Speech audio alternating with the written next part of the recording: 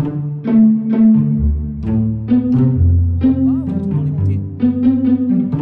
pourras leur dire de monter?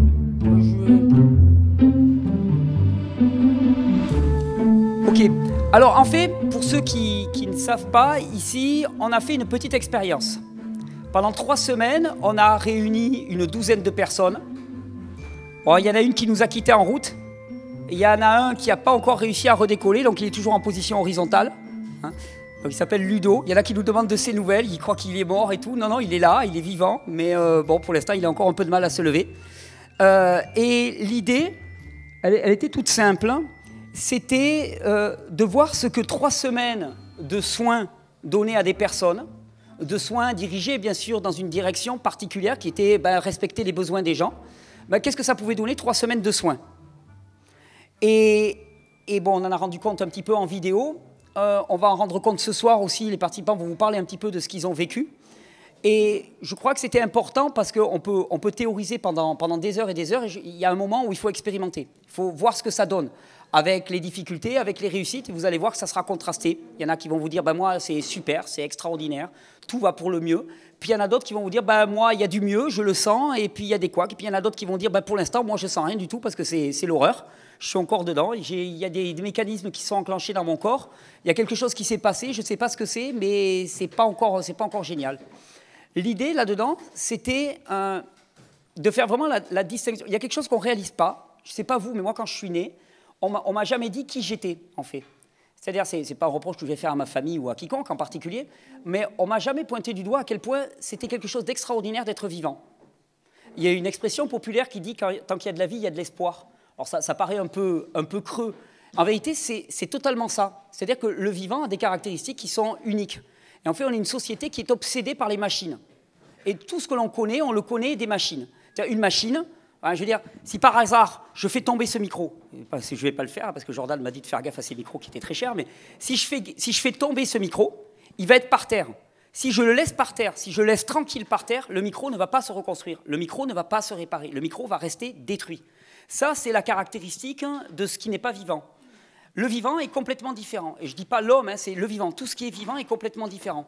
Si vous vous coupez, par exemple, vous n'allez pas crier au miracle, vous n'allez pas faire un nouveau sanctuaire parce que vous êtes cicatrisé à cet endroit-là. C'est juste normal. On considère que c'est normal. Et cette capacité du vivant à se réparer, elle est connue en biologie. Il y a rien ça n'a rien d'alternatif que de dire ça. C'est une loi qui a été vue dans les années 30, qui a été formalisée dans les années 30, qu'on appelle la loi de l'homéostasie, qui dit que voilà, tout système vivant revient spontanément à l'état d'équilibre. Et ça, moi, on ne me l'avait jamais dit. Et il y a un terme qui est très fort là-dedans, c'est le terme de spontanément.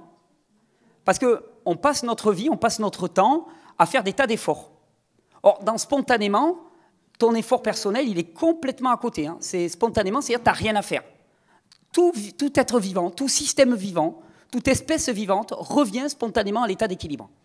Et si on avait ça vissé en tête, c'est-à-dire si on se disait, ok, notre nature c'est d'être vivant, donc on doit revenir spontanément à l'état d'équilibre. Puis toi tu vis ta vie, puis tu vois que globalement, tu n'es pas vraiment à l'état d'équilibre. Ta vie c'est une grosse galère. Au lieu d'accepter ça comme une fatalité, tu vas dire, mais attends, il y a un problème, parce que d'un côté je suis vivant, donc on m'a dit, tu es vivant, donc tu as ça. Tu vois, c'est un peu ton héritage. On t'a dit, puisque tu es vivant, tu as tout ça. Puis toi tu regardes ta vie et tu te dis, non mais attends, j'ai pas tout ça. Donc qu'est-ce qui se passe ? Où est-ce qu'il y a un problème? Où est-ce qu'il y a quelque chose qui ne colle pas? Parce qu'en fait, ma nature, c'est d'être telle qu'elle. Et si on m'avait dit ça dès mon plus jeune âge, à ce moment-là, effectivement, peut-être que j'aurais appréhendé la vie d'une façon totalement différente. Et c'est vrai que parfois, il faut arriver à des extrémités, c'est-à-dire arriver à des extrémités de souffrance physique. J'en fais pas l'apologie, mais malheureusement, c'est parfois ce qui nous fait réagir. C'est qu'à un moment, on nous donne des explications. On va mal, on nous donne une explication. Donc toi, tu es content, tu as ta pilule, tu as le mec avec la blouse qui a parlé. Donc, et j'attaque pas une catégorie en particulier, plutôt un état d'esprit. Mais on a tendance à se soumettre beaucoup à l'autorité de la blouse. Donc on nous a donné notre pilule. Allez, au bout de quelques temps, on nous a même mis un nom sur notre maladie. Donc on sait ce qu'on a. On sait pas comment s'en sortir, mais au moins on sait on a un nom. On peut aller chercher sur Wikipédia pour voir ce que c'est. Puis on te dit, prends cette pilule et tout. Et puis toi, quand même, à force, même en te persuadant avec ta méthode de Coué, tu vois quand même que d'année en année, ça va de pire en pire. Ton pilulier est de plus en plus rempli, puis ton état, il ne s'améliore pas. Et c'est là où, à un moment, parfois, tu es amené à te poser des questions et te dire, mais en fait, franchement, ça ne marche pas. Ce qu'on m'a servi ne marche pas. Et est-ce qu'il n'y aurait pas autre chose? Et si tu as vissé en toi l'idée que, comme être vivant, tu dois revenir spontanément à l'état d'équilibre, à ce moment-là, ça induit, je crois, en chaque personne, un questionnement. Se dire, mais en fait, c'est pas ce que je constate. Donc pourquoi? Non, tu vois, imaginons, moi je vais acheter une bagnole, puis le mec, le garagiste, il me dit, ouah, mais ma voiture, elle est au top. En fait, elle revient spontanément à l'état d'équilibre. Ça veut dire, tu emboutis le voisin, pas de problème. Ta porte, elle se reconstruit. Hein, tu coules une bielle, pas de problème. Tu la laisses au repos une nuit ou deux et tu as une nouvelle bielle. Donc moi, le mec, je lui dis, ouais, t'es sûr? Il me dit, ouais, t'inquiète, signe là. Bon, je signe là, ok. Puis bon, imaginons, j'emboutis quelqu'un. Donc là, je m'arrête, je reste sur le parking, puis je regarde ma voiture. Puis moi, je vais attendre. Hein, le mec, il me l'a vendu pour ça. Donc je vais attendre. Et si ça ne vient pas, qu'est-ce que je vais faire? Bon, je ne vais pas prendre ma voiture parce qu'elle ne peut plus rouler, mais je vais aller voir le garagiste. Je vais dire, hey, Coco, là, tu as vu ce que tu m'as marqué sur la fiche? Là, c'est que ma voiture, elle se reconstruisait toute seule. Donc c'est où? C'est où ça? Donc au lieu d'être dans une attitude de soumission et puis de désespoir, je suis dans une attitude de questionnement et d'attente. Hey, je le veux ça. Je le veux. Et c'est marrant parce que souvent, je ne sais pas si vous allez certainement sur Internet, mais sur Internet, il y a toujours le récit du gars qui a soigné son diabète ou son cancer en mangeant des fruits ou des légumes ou en faisant telle ou telle pratique. Et on est tous là en train d'applaudir. Mais normalement, on ne devrait pas applaudir. C'est juste normal. C'est juste normal. C'est la normalité du vivant. Alors la question qui se pose immédiatement, c'est pourquoi on ne vit pas ça? Et alors en fait, je vais vous la faire courte, mais j'ai trouvé une réponse radicale. Alors, ça fait un peu Mickey Parade comme réponse. Ça paraît un petit peu simpliste. Et en même temps, je n'ai pas trouvé mieux à dire. Ça n'a pas lieu parce qu'on ne respecte pas le besoin vitaux. Voilà, si je devais résumer, c'est ça. Alors, longtemps, au début, quand j'ai commencé, il y en a peut-être qui m'ont connu à l'époque où j'avais pas de dents, où j'étais tout maigre. Hein, j'avais un site qui s'appelait Vivre Cru. Donc longtemps, j'ai cru que la seule problématique, c'était l'alimentation, ce qu'on mangeait. On me suis dit, on ne respecte pas nos besoins vitaux, on mange n'importe quoi. Hein, et donc, ça ne marche pas. Après, je me suis rendu compte que la problématique elle était un peu plus large que ça. Et que, globalement, c'était tout ce qui nous nourrit au quotidien. Hein, ce qui nous nourrit, c'est un peu les échanges qu'on peut avoir avec l'extérieur, globalement. Hein, c'est-à-dire ce que l'on voit, l'environnement dans lequel on vit, les relations qu'on a avec les autres, je dirais même notre relation spirituelle, la dimension verticale de l'individu, enfin, tout ce qui nous nourrit au quotidien, mais qui n'était pas en adéquation avec nos besoins vitaux. Hein, il y a un exemple que je donne souvent. Imaginons que vous avez une plante verte qui a des besoins. Elle a besoin d'eau, elle a besoin de soleil. Si vous la mettez à l'ombre et que vous ne l'arrosez pas, qu'est-ce qui va se passer? Votre plante verte, elle est parfaite dans son fonctionnement, et pourtant, elle va complètement dégénérer. La solution, ce n'est pas de trouver des solutions pour la faire vivre à l'ombre et sans eau. La solution, c'est de la mettre au soleil, de lui donner de l'eau. Et on passe notre temps à essayer de trouver des solutions pour faire fonctionner un corps qui fonctionne parfaitement, et ça pour moi ça a été ma plus grande découverte, pour faire fonctionner un corps qui fonctionne parfaitement, qui est simplement pas dans le bon contexte. Et cette question de contexte, elle est fondamentale. C'est pas compliqué de comprendre qu'il y a des contextes dans lesquels on ne peut pas vivre. C'est-à-dire si on te met par moins 30 ou moins 40, globalement tu fonctionnes plus difficilement. Par plus 50 ou plus 60, là aussi ça commence à sentir le roussi.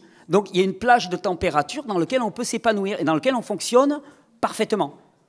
Je ne sais pas si vous êtes déjà allé sous les tropiques, mais quand il fait 25, 27, c'est quand même le pied, quoi. Moi, je trouve ça assez idéal. Tu n'as pas trop chaud, tu n'as pas froid, tu peux vivre torse-poil. Enfin, je veux dire, on est bien. On est bien, il n'y a pas d'effort à faire. Dès que tu t'écartes de ces conditions, il y a un effort à faire. Il y a un effort à faire. Ce n'est pas un problème, parce qu'il y a une autre caractéristique du vivant, qui est là aussi un sacré cadeau. Le vivant est adaptatif. C'est-à-dire qu'on peut s'adapter. Et le problème, c'est qu'on peut s'adapter dans une marge de... Voilà, dans une certaine potentialité. Parce que ouais, on peut s'adapter à des températures, mais globalement, dans un sauna à 110 degrés, tu ne peux pas rester très longtemps. Tu te rends compte que ta capacité adaptative, elle est relativement limitée. Et en fait, le truc que j'ai réalisé au travers de mon expérience, de mon existence, de ma vie, et des erreurs que j'ai faites, c'est que simplement, toute une partie de ma vie, j'ai sollicité ma capacité à m'adapter beaucoup plus que nécessaire. Et donc, à un moment, ma capacité à s'adapter, elle s'est complètement effondrée. Et le vivant est adaptatif, le vivant est homéostatique, il revient spontanément à l'état d'équilibre, à condition qu'il en ait la ressource. Et la principale ressource que j'identifie de plus en plus, c'est la capacité nerveuse. C'est-à-dire qu'on est de plus en plus épuisé. Donc, pendant ces 3 semaines, le pari, ça a été un pari que je disais souvent au début de mes stages. Au début de mes stages, je disais, écoutez, là, on est en stage pour 1 semaine. Vous avez payé pour un stage et tout. Mais en vérité, le mieux à faire, si chacun d'entre nous, on prenait 3 semaines là, et plutôt que d'être assis à écouter un gars en train de parler et encore augmenter notre connaissance intellectuelle, si seulement on prenait 3 semaines pour s'arrêter, pour se reposer, pour vraiment se mettre au repos, puis alors au repos global, hein, c'est-à-dire le repos physique, si possible repos mental, si possible repos digestif, donc ça ne veut pas dire obligatoirement jeûner radicalement, mais en tout cas alléger sacrément la diète. Si seulement chacun d'entre nous prenait 3 semaines, il en serait radicalement transformé. Donc ça, je l'ai dit quelques fois, puis un jour, je me dis, ben, on va le tester, quoi. On va voir. Donc ça a été toute l'idée de ce terra incognita, c'est-à-dire ben, regarder ce qui se passe quand on met un individu au repos. Et ça paraît, comment dire, ça paraît parfois un peu ridicule. Parfois même, j'ai l'impression d'être ridicule. C'est-à-dire qu'on côtoie des gens, on croise des gens qui te disent « Ouais, moi j'ai telle pathologie, j'ai telle maladie. » Tu vois que la personne souffre et ainsi de suite. Puis toi, tu sais, tu tentes timidement, tu dis « Ouais, je peux te parler de jus de carotte. » Puis là, tu sens qu'il y a un gros blanc, quoi. Tu sais, le mec, il est habitué, on lui sort des lasers de l'espace là pour dézinguer sa tumeur. Toi, tu arrives avec ton verre de jus de carotte, tu sais, il y a un petit moment de suspense, tu te regardes, tu dis, mais il se fout de moi, et ainsi de suite. Mais, je veux dire, si on connaît comment fonctionne le corps humain, par exemple, le prix Nobel de médecine a été décerné, je crois que c'est l'année dernière, à un Japonais qui a mis en évidence un phénomène qu'on appelle l'autophagie. Il a montré que la diminution de la capacité autophagique du corps au niveau du cerveau était responsable de la plupart des maladies neurodégénératives. Qu'est-ce que c'est l'autophagie? L'autophagie, c'est un truc, là aussi, c'est un truc absolument merveilleux. Ça veut dire que quand le corps n'est plus alimenté de l'extérieur, il commence à s'alimenter de l'intérieur. Bon, ça, c'est ce qui se passe quand on jeûne. Tu vois, et heureusement hein, qu'il se passe ça, parce que sinon, tu devrais manger en permanence. Alors, c'est mal tombé, hein, ceux qui espéraient justifier qu'ils pouvaient manger en permanence, là, le corps peut résister et il peut s'adapter. C'est-à-dire que quand il a fini de manger, quand il a fini d'être alimenté par l'extérieur, ben, on a la capacité. On peut passer 12 heures sans manger. On peut même passer 24 heures, voire 48 heures. On peut même passer 2 mois sans manger pour la plupart d'entre nous. Et on ne va pas mourir. On finira, on sera un peu plus biscotte, on sera un peu plus maigre, mais on ne sera pas mort. Pourquoi? Parce que le corps se sera alimenté de ce qui constitue sa substance. Par contre, ce que ces chercheurs japonais ont montré, c'est que ça ne se fait pas au hasard. T'imagines, tu te mets à t'arrêter de manger pendant une journée et hop, le corps il bouffe ton cœur. Et hop, là, voilà, d'un seul coup, il n'y a plus de cœur, ou il n'y a plus de cerveau, ou il n'y a plus de poumon. Ça ne se fait pas au hasard, il y a un mécanisme extrêmement précis, d'une complexité extraordinaire dans le corps qu'on appelle l'autophagie. C'est la capacité du corps à se nourrir de lui-même, mais à se nourrir de ces éléments les plus dégénérés, les plus viciés. Globalement, quand tu t'arrêtes de manger, eh ben, tu te nourris, et tu te nourris de ce qu'il y a de plus pourri en toi pour aller nourrir de ce qu'il y a de plus fonctionnel en toi. Ben ça, je ne sais pas vous, mais moi, ça me tire une larme. Là, vous ne pouvez pas le voir parce qu'on est à distance, mais ça me tire une petite larme. Ce processus d'autophagie, il est là. Il est là pour tout le monde. Comme le processus d'homéostasie est là pour tout le monde, comme le processus de l'adaptation est là pour tout le monde. Et ces processus-là, ils sont là pour tout le monde, tout le temps. Moi, c'est une chose aussi qui m'a fallu longtemps pour déconstruire. Et je pense qu'il y a des gens ici qui ne vont pas du tout l'accepter quand je vais leur dire. Souvent, dans les stages, je cite de très très nombreux exemples pour essayer de bâtir une conviction chez les personnes. Mais ce que je dis, qui a peut-être le côté un peu provocateur, c'est qui que vous soyez, quel que soit votre état de santé, à cet instant précis, votre corps fonctionne de manière parfaite. Il fonctionne de manière parfaite actuellement, tout le temps. Tout le temps, vous êtes en train de vous adapter. Tout le temps, le processus autophagique fonctionne. Si vous êtes totalement épuisé, il va fonctionner de manière plus ralentie, mais il va quand même fonctionner. Tant que vous êtes vivant, tout cela a lieu en permanence. Et ça, c'est très dur, parce qu'on nous a persuadés que nous étions dysfonctionnels. Enfin, je ne sais pas dans quel modèle vous êtes né, mais moi, tout petit, quand je vais mal, il faut qu'il y ait quelque chose qui vienne de l'extérieur pour résoudre le problème de mon corps.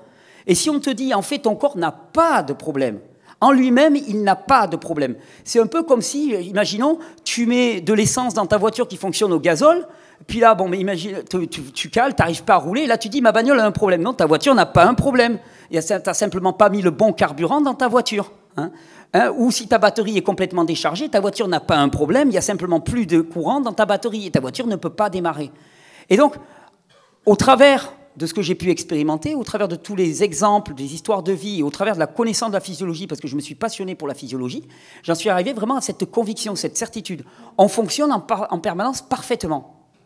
Alors toi qui es au fond de ton lit en train d'agoniser, tu me regardes, tu me dis « Non mais t'es gentil Coco, mais bon, ta perfection, je pourrais m'en passer quoi. » On fonctionne parfaitement, c'est-à-dire que tous les mécanismes sont là, tout est là potentiellement, il suffit juste de lui donner le bon contexte. Et ça a été l'idée. Alors tu te dis, ouais, mais alors, le bon contexte, qu'est-ce que c'est?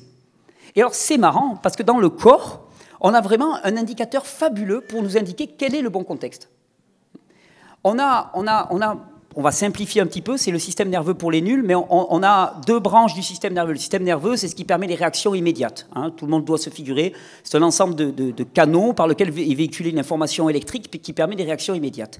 Et dans le corps, c'est vraiment bien structuré. Je prends une analogie de voiture. Tu as une pédale d'accélérateur et une pédale de frein. Pédale d'accélérateur, on appelle ça le système nerveux sympathique. Puis la pédale de frein, on appelle ça le système nerveux parasympathique. Dès que tu te mets en action, dès que tu te mets à bouger, c'est le système nerveux sympathique qui est activé. Dès que tu veux agir dans ce monde, c'est le système nerveux sympathique qui est activé. Dès que tu te mets au repos, c'est le système nerveux parasympathique qui est activé. Hein, quand tu es en état de relaxation, quand tu dors, c'est le système nerveux parasympathique qui est activé. Le système nerveux parasympathique, il a une caractéristique, c'est que c'est uniquement quand il est activé que les opérations de réparation, d'élimination, de nettoyage dans le corps se font. Il y a pas. Quand tu es en action, ça ne se nettoie pas. Ce n'est pas pour dire que l'action est mauvaise, hein, parce qu'il n'est pas question de passer sa vie juste allongée à se nettoyer, entre guillemets, mais qu'il y a une balance entre les deux qui est absolument nécessaire. Et ce système nerveux sympathique, il se met en action chaque fois qu'il y a nécessité d'adaptation. Hein, c'est-à-dire que chaque fois qu'on doit s'adapter à une situation nouvelle, et la vie, c'est adaptation, hein, donc il n'y a aucune négativité là-dedans.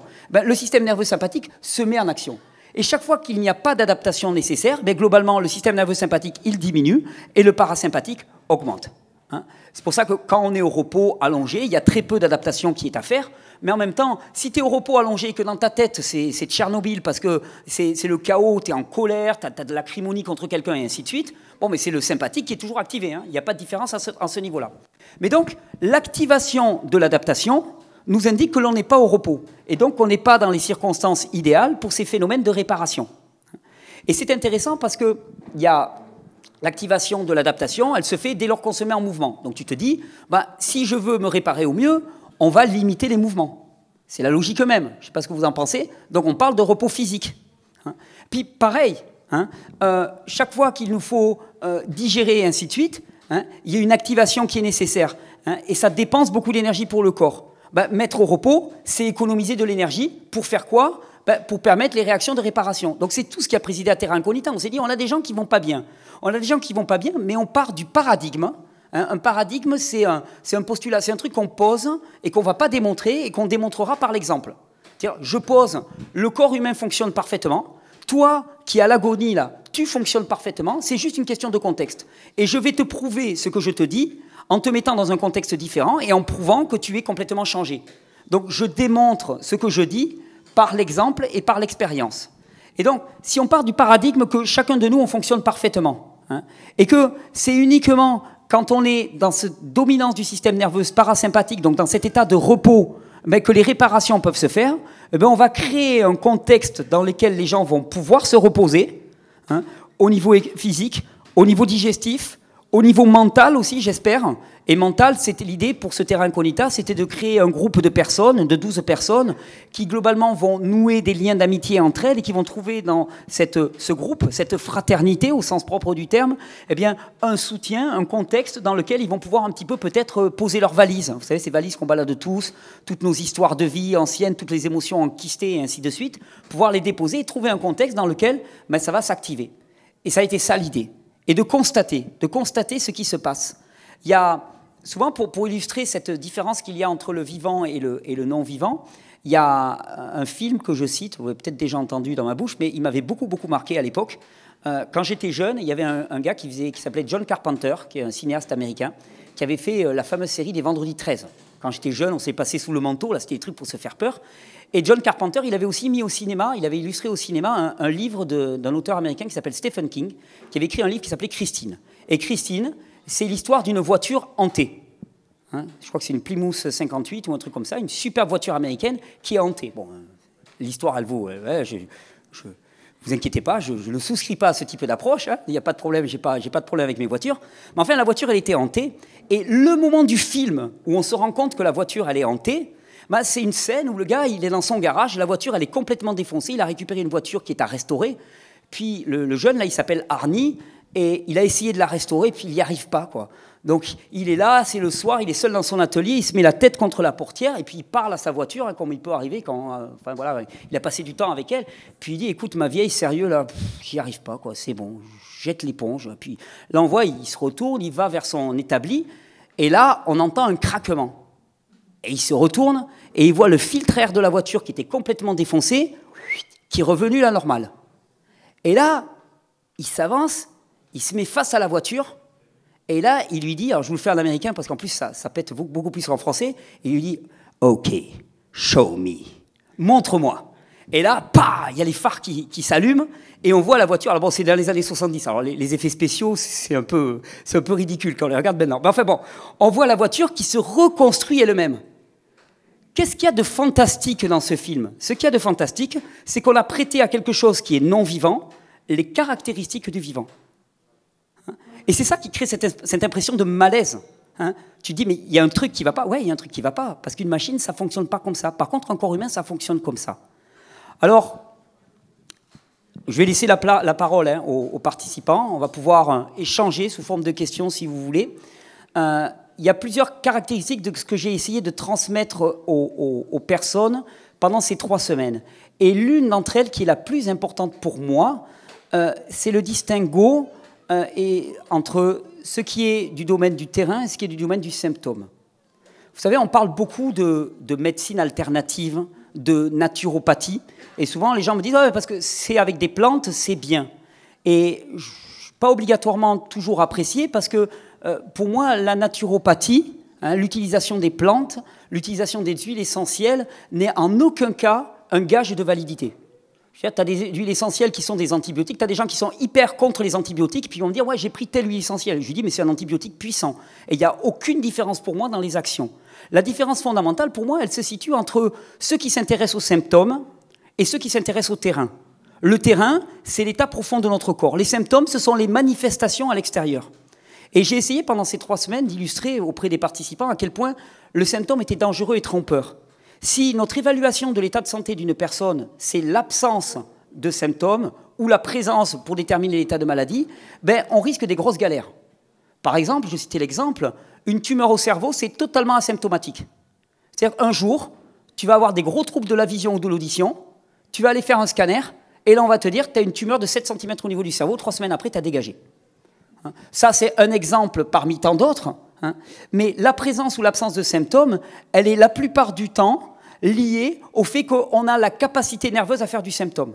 D'ailleurs, je ne sais pas si vous avez remarqué, mais quand les enfants sont malades, la plupart du temps, ça se voit. Un gamin qui est malade, c'est un peu le 14 juillet, ça explose de partout, c'est le feu d'artifice, ça dure peu de temps, par contre c'est très intense. Et puis c'est marrant, quand c'est fini, hop, ils repartent comme si de rien n'était. Ils sont tout fringants. Toi, tu t'es affolé pendant 3 jours, tu as cru que ton gamin il allait mourir, puis d'un seul coup, ils sont repartis. Ça, c'est les caractéristiques de l'enfance. Beaucoup de symptômes. On va se dire, ils sont très souvent malades. Et dans notre esprit, ils sont très, très malades. À l'inverse, quand ta vie, elle progresse, d'année en année, tu as de moins en moins de symptômes. Ça va bien, mais ça ne va pas bien non plus. Tu as des petites douleurs chroniques de ci, de là, mais en même temps, tu ne vas pas bien et tu vas pas mal. Tu as les symptômes qui diminuent. Et je me souviendrai toujours d'une expérience qui m'avait vraiment marqué. C'était un gars qui faisait du vélo avec moi, il s'appelait Claude. Et on faisait beaucoup de vélo, et puis en plus il était plus fort que moi, il était plus âgé que moi et plus fort que moi, donc il m'énervait passablement. Et puis en début d'été, on s'était quittés, parce que c'était les vacances d'été, et il était en pleine forme, Claude. C'était assez impressionnant. C'était le mec, pleine force de l'âge, 45 ans, il avait un boulot, cadre dynamique, et ainsi de suite, donc il envoyait bien, pleine forme. Je reviens à la fin de l'été, je vais rouler avec les copains, je dis, il est où Claude? Il dit, il n'est pas là. Il est à l'hôpital La Péronie à Montpellier, cancer, je crois que c'était un cancer des os, et cancer du foie avec des métastases au foie. Fin mois de septembre, il était mort. Et dans ma tête, ça avait fait un bug. Mais je dis, mais attends, il y a un truc qui ne va pas là. Il était en bonne santé, il n'y avait pas de symptômes, il était en parfaite santé, et moins de 4 mois après, il a dégagé. C'est bien que la présence ou l'absence de symptômes n'est pas un critère suffisant pour nous permettre de déterminer l'état de santé d'une personne. Et quand on étudie vraiment en profondeur, on se rend compte que la présence ou l'absence de symptômes est simplement caractéristique de l'état nerveux de la personne. C'est-à-dire que si la personne a un bon état nerveux, si son organisme dysfonctionne, s'il y a des problématiques dans l'expression de la fonction de son organisme, il va y avoir beaucoup de symptômes. Mais si une personne est épuisée, il n'y aura aucun symptôme. Et ça ne nous permettra pas de déterminer l'état d'une personne. Et puis le symptôme, ça ne reste qu'un symptôme. L'image que je prends souvent, c'est si tu es dans une voiture, par exemple, si tu es en train de rouler, puis d'un seul coup, tu as ta jauge à essence qui s'allume, ta jauge à essence n'est pas le problème. Si tu pètes ta jauge à essence, tu n'auras pas résolu le problème. Ta jauge à essence, elle est juste là pour te dire tu n'as plus d'essence dans ton réservoir. Et il va être nécessaire de faire un détour pour aller chercher de l'essence, parce que sinon, malgré toute ta volonté, tu peux exercer ta pensée créatrice, tu peux faire des visualisations, tu vas être en rade sur le bord de l'autoroute avec tes visualisations. Ça ne servira à rien. La jauge à essence, c'est le symptôme que le réservoir dysfonctionne. Et heureusement qu'on l'a. Il y a un ami qui est ostéopathe qui me disait il y a une maladie, entre guillemets, chez certains enfants, je ne me souviens plus du nom, ce sont des enfants qui n'ont pas de symptômes. Ils n'ont pas de douleur, ils n'ont pas de sensation au niveau des symptomatiques. Ce sont des enfants qui ont une espérance de vie de 20 ans. Pourquoi? Parce qu'ils se blessent en permanence, ils ne le sentent pas. Quand leur estomac leur fait mal et qu'il faudrait qu'ils s'arrêtent de manger parce qu'ils ont une indigestion, ils ne le sentent pas. Quand ils ont une dysenterie, ils ne le sentent pas. Et donc ils se font mal parce qu'ils n'ont pas ces espèces de retours d'informations de l'intérieur de l'organisme qui leur dit il y a quelque chose qui ne va pas. Et donc, je fais vraiment le distinguo entre l'approche symptomatique qui consiste à péter la jauge à essence et l'approche de terrain qui consiste à s'intéresser réellement à l'état du réservoir. Donc, je vais vous proposer un échange avec les participants, mais vous allez voir, dans l'approche qu'on a eue, quelque part, les symptômes, on s'en fout. Or, le problème, c'est que la plupart d'entre nous, on a appris à se définir par rapport à nos symptômes. J'ai telle chose, j'ai tel problème, j'ai telle maladie, qu'est-ce qu'il faut que je fasse ? Mais la plupart du temps, ce qu'on appelle maladie, c'est une expression symptomatique, c'est-à-dire c'est un voyant qui est allumé. Et ce voyant qui est allumé, on se rend compte qu'il est très individuel.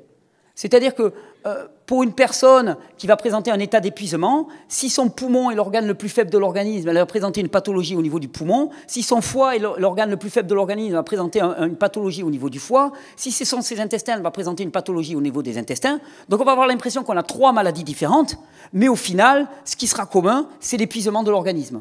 Et que ça sera manifesté au niveau du poumon. Moi, par exemple, j'ai eu un épisode de ma vie où j'ai été très très mal. Bon, je viens d'une famille où il y avait quand même des difficultés, des fragilités au niveau des poumons. C'est au niveau des poumons que ça s'est manifesté. C'est là que ça a lâché. Mais le problème n'était pas les poumons. Le problème, c'était que les conditions de vie dans lesquelles j'étais ne permettaient pas à mon corps de fonctionner à son plein régime. Et donc, il y avait un état de congestion qui s'était installé, et puis bon, toute une cascade de conséquences. Donc, je vais vous proposer des échanges avec les participants. Et j'aimerais vous demander un effort de ne pas vous laisser leurrer par les symptômes. C'est-à-dire de ne pas venir avec « j'ai telle maladie, qu'est-ce qu'il faut que je fasse ?» Parce que tant qu'on est dans cette attitude-là, en fait, on s'intéresse à la jauge à essence. On s'intéresse, j'ai la jauge à essence qui s'allume. Alors, si tu as la jauge à essence qui s'allume et que tu dis « qu'est-ce qu'il faut que je fasse pour éteindre la jauge à essence ?» en ayant derrière la tête « qu'est-ce qu'il faut que je fasse sur le réservoir, sur l'entièreté de la structure pour que ça se modifie ?» Là, c'est bon. Si tu considères la jauge à essence comme un indicateur qui va te diriger vers quelque chose, ça va. Par contre, si tu t'arrêtes à la jauge à essence et que ta seule satisfaction, c'est de l'avoir éteinte, alors là, pour moi, tu es perdu. Je vous dis ça parce que c'est ce que j'ai fait une bonne partie de ma vie, jusqu'au jour où je suis arrivé à 33 ans à être juste totalement non viable. J'étais moribond, je faisais la moitié du poids que je fais actuellement, j'étais impotent, littéralement, j'avais une tuberculose, j'avais le poumon droit qui était entièrement mangé, j'avais une hépatite au foie, j'avais une pancréatite, une inflammation du pancréas qui était pancréatite aiguë. Plus rien ne fonctionnait, je n'assimilais plus rien, j'étais au bord de l'épuisement, j'étais complètement HS. Et pourquoi? Parce que pendant des années, j'avais chassé les symptômes. J'avais chassé les symptômes, chassé les symptômes, chassé les symptômes. Je voyais que j'allais de plus en plus mal, mais j'avais chassé les symptômes. Donc c'est un effort à faire. Mais je pense que les symptômes, par certains côtés, sont des graves mensonges. Parce qu'ils attirent notre attention sur quelque chose qui n'est pas le problème. Vous savez, quand il y a un prestidigitateur, tu sais, il fait « regardez là ». Et puis pendant ce temps, avec sa main droite, il est en train de bricoler. Et quand un prestidigitateur te fait un gros numéro là, il faut surtout regarder l'endroit où il ne veut pas que tu regardes. Ben pour moi, les symptômes, c'est exactement la même chose. Ça attire ton attention sur un endroit du corps, qui est l'endroit le plus faible, qui est l'endroit où ça va être manifesté. Mais en vérité, si tu focalises ton attention là-dessus et que tu ne considères pas tout ce qui est en amont, eh bien à ce moment-là, tu perds la cible, tu rates la cible. Or, on est vraiment habitué à raisonner comme ça. Donc, je vais vous proposer un échange avec les participants. Ils peuvent vous parler de ce qu'ils ont vécu, de ce qui s'est passé. Ils vont vous dire exactement comment ça s'est passé. On peut échanger tout azimut. Mais j'aimerais, s'il vous plaît, qu'on oublie les symptômes. Que pour un temps, on se dise « je ne suis pas malade ». Ben pourquoi on ne se fait pas malade? Parce qu'à tout instant, je vous propose de croire, et c'est vraiment une croyance, hein, mais de toute façon, on est toujours dans des systèmes de croyances. Je vous propose de croire qu'à ce moment même, votre corps fonctionne parfaitement. Ben, vous n'êtes pas malade. S'il fonctionne parfaitement, vous n'êtes pas malade. Il y a juste certainement un contexte qui ne permet pas que l'expression symptomatique soit satisfaisante ou soit adaptée à ce que vous attendez. On va faire ça? On va essayer? Non, parce que après, sinon, je joue au docteur et c'est horrible. C'est horrible parce que déjà, premièrement, je ne le suis pas. En plus, je ne connais pas la moitié du nom des maladies que vous allez me sortir. Donc, il va falloir que je pianote sur mon téléphone portable pour essayer de voir discrètement ce que c'est pour ne pas avoir l'air con. Donc, c'est horrible. C'est horrible comme truc. Donc, on ne joue pas au petit docteur. Je ne suis pas docteur. Je ne m'intéresse pas à la maladie. Voilà. On va dire ça. On ne s'intéresse pas. Pendant ces 3 semaines, on ne s'est pas intéressé à la maladie. On s'est intéressé à la santé. Délibérément. On a dit, pas qu'est-ce qu'il faut pour contrer la maladie, qu'est-ce qu'il faut pour nourrir la santé. Et on a notre regard qui est en permanence obsédé par la maladie. Là où tes yeux regardent, je ne vais pas faire...